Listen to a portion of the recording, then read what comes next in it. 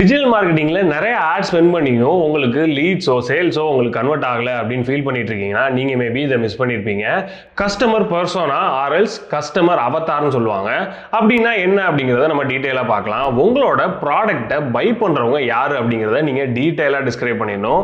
Wait லாஸ்க்கான ஒரு program நான் வந்து செல் பண்ணணும்னு நினைக்கிறேன்னா வெயிட் லாஸை பர்ச்சேஸ் பண்ணுறதுக்கான பர்சன் எங்கே இருப்பாங்க, எந்த ஏஜில் இருப்பாங்க, எந்த ஜெண்டரில் இருப்பாங்க, இந்த மாதிரி பர்சனாலிட்டி இருக்கவங்க எந்த பிளாட்ஃபார்மை எப்போ யூஸ் பண்ணுறாங்க அப்படிங்கிறத தெரிஞ்சுக்கிட்டு நீங்கள் அவங்களுக்கு அந்த ப்ராப்ளம்கான சொல்யூஷனை கொடுக்குற மாதிரி கரெக்டான ஆஃபர் நீங்கள் பிச் பண்ணீங்கிற பட்சத்தில் உங்களுக்கு சேல்ஸோ இந்த லீட்ஸோ அதிகமாகிறதுக்கான சான்சஸ் அதிகம். ஸோ யார் கஸ்டமரு, அவங்க எங்கே இருப்பாங்க, அவங்களுக்கு பர்ச்சேசிங் பவர் அப்படிங்கிறது இருக்கா இல்லையா, பர்ச்சேசிங் பவர்னா என்ன, அதை எப்படிங்கிறத பற்றி நான் இன்னொரு நெக்ஸ்ட் வீடியோவில் சொல்கிறேன். பர்ச்சேசிங் பவர் இருக்குன்னா அவங்க எவ்வளோ பர்ச்சேஸ் பண்ண முடியும் அப்படிங்கிறத பொறுத்து உங்களோட ஆஃபரை நீங்கள் பிச் பண்ணீங்கிற பட்சத்தில் உங்களுக்கு சேல்ஸ் அதிகமாகிறதுக்கான சான்சஸ் ரொம்ப அதிகமாக இருக்குது.